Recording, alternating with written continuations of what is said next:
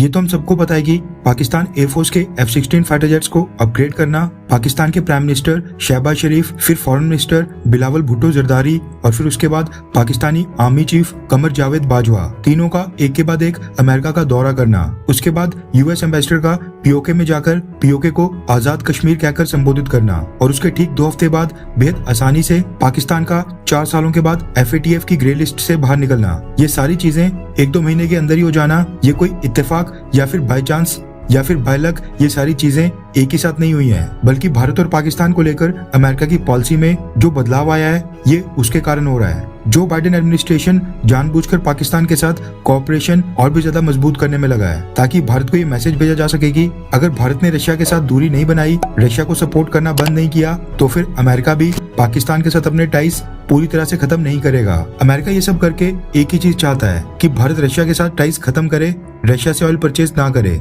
और रशिया से हम कोई भी हथियार ना खरीदें। जो बाइडेन एडमिनिस्ट्रेशन की टीम की तरफ से भारत को इशारों में कई बार कहा गया था, लेकिन भारत की रशिया के साथ अभी भी काफी क्लोज पार्टनरशिप मौजूद है। ऐसे में अमेरिका ने भारत को सबक सिखाने के लिए ये नया तरीका निकाला है, लेकिन भारत अमेरिका से भी 2 कदम आगे है। अगर अमेरिका भारत को सबक सिखा सकता है तो भारतीय सरकार भी अमेरिका को उसी की भाषा में जवाब देगी जो अमेरिका को समझ आता है। रेफरेंस के लिए आपकी स्क्रीन के ऊपर द इकोनॉमिक टाइम्स के आर्टिकल का स्क्रीनशॉट है, जिसके मुताबिक भारत के विदेश मंत्री डॉक्टर एस जयशंकर साहब यूक्रेन युद्ध के बीच रशिया की कैपिटल सिटी यानी रशिया की राजधानी मॉस्को जा रहे हैं। यूक्रेन युद्ध शुरू होने के बाद डॉक्टर एस जयशंकर साहब का ये पहला रशिया का दौरा होने वाला है। रिपोर्ट्स के मुताबिक इस ऑफिशियल विजिट की अभी तक डेट्स डिसाइड नहीं हो पाई हैं, लेकिन माना जा रहा है कि अगले महीने नवंबर के स्टार्टिंग यानी पहले 2 हफ्तों में ये विजिट हो सकती है। ये 2 से 3 दिन का दौरा हो सकता है, जिस दौरान डॉक्टर एस जयशंकर साहब रशिया के विदेश मंत्री सर्गेई लावरोव और बाकी रशिया के टॉप ऑफिशियल्स के साथ बायलैटरल मीटिंग्स करेंगे। उनके इस दौरे के दौरान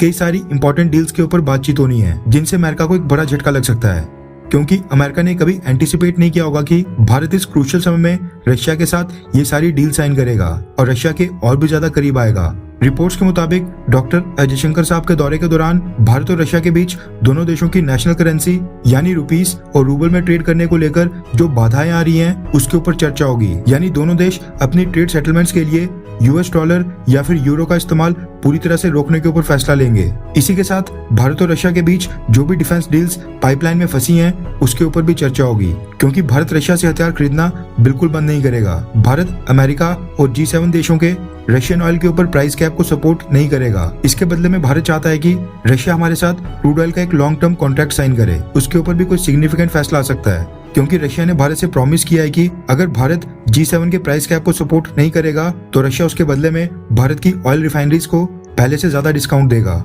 इसके अलावा यूक्रेन युद्ध, फूड सिक्योरिटी, ट्रेड रूट्स और कुछ ग्लोबल इश्यूज के ऊपर चर्चा होने की संभावना है। डॉक्टर एस जयशंकर साहब की रशिया की विजिट ऐसे समय पर हो रही है जब अमेरिका पाकिस्तान के क्लोज जा रहा है। ऐसे में माना जा रहा है कि भारत रशिया के साथ अपनी पार्टनरशिप को प्रायोरिटाइज करने के लिए सोच रहा है, यानी रशिया के साथ अपने संबंधों को प्राथमिकता देने के बारे में सोच रहा है। अमेरिका भारत से दूर जा रहा है। ऐसे में आपको क्या लगता है कि क्या भारत की फॉरेन पॉलिसी बिल्कुल सही दिशा में जा रही है, हाँ या फिर ना?